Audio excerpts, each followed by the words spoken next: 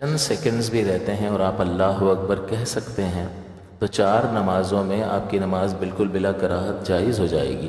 ظہر، عصر، مغرب اور عشاء، اس میں ہر نماز کے بعد دوسرا نماز کا وقت آ جاتا ہے۔ تو اگر 10 سیکنڈ بھی رہتے ہیں اور اتنا وقت کہ آپ اللہ اکبر کہہ لیں تو آپ کو نماز قضا نہیں کرنی کہ یار اب تو ٹائم ہی ختم ہو گیا، اب 10 سیکنڈ میں کہاں، چلو پھر قضا کر لیں گے۔ نہیں، یہ آپ جان بوجھ کے قضا کر رہے ہیں اور جان بوجھ کر قضا کرنے کا گناہ ہو۔ جیسے کوئی سوتا رہ گیا اور دیر سے آنکھ کھلی، 10 سیکنڈ باقی تھے یا آدھا منٹ باقی تھا، وہ آدھے منٹ میں آرام سے وضو کر کے، یعنی تیزی سے 4 فرض ادا کرے، چہرہ دھوئے، کلی وغیرہ نہ کرے، چہرہ دھوئے، جلدی سے ہاتھ دھوئے، مسح کرے، دونوں پیر دھو کر اللہ اکبر کہہ لے گا، اس کی نماز شروع ہو گئی۔ اب چاہے وہ باقی ساری کی ساری رکعات اگلے وقت میں بھی ادا کرے گا تو یہ ادا شمار ہوگی، سوائے فجر کے۔ فجر میں طلوع فجر یعنی فجر کا وقت شروع ہونے سے پہلے پہلے آپ کو سلام پھیرنا ضروری ہے۔ تو باقی 4 نمازوں میں آپ آرام سے پوری نماز ادا کریں گے، یہ پہلے بھی مسئلہ سمجھایا تھا۔ اور فجر کی نماز میں آپ کو تیزی سے ختم کرنی ہے۔ اگر آدھا منٹ رہتا ہے تو آدھے منٹ میں 2 رکعت پڑھ سکتے ہیں یا نہیں پڑھ سکتے؟ پڑھ سکتے ہیں۔ اللہ اکبر کہیں، الحمدللہ رب العالمین، اللہ اکبر۔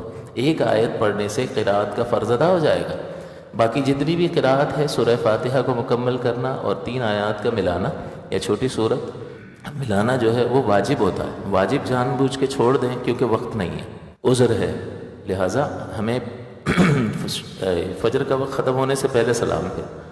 اب آپ اللہ اکبر کا ایک بار تسبیح پڑھی، سمیع اللہ لمن حمیدہ، اللہ اکبر، 2 سجدے کی ایک بار تسبیح پڑھی، اگلی رکعت پہ آ گئے الحمدللہ رب العالمین، اللہ اکبر، آپ رکوع میں چلے گئے۔ کتنی دیر لگے گی؟ آپ 30 سیکنڈ میں پڑھ لیں گے۔ تو یہ قضا نہیں ہوئی نماز، صرف جان بوجھ کر واجب ترک کرنے کی وجہ سے مکروہ تحریمی ہوئی، پھر آپ اس کو صحیح وقت میں دہرا لیں تو قضا کے گناہ سے انسان بچ جائے گا۔ اور چونکہ واجب جان بوجھ کے تو ترک کیا لیکن وقت میں گنجائش نہیں تھی، اس عذر کی بنا پر ترک کیا، لہٰذا گناہ گار بھی نہیں ہوگا۔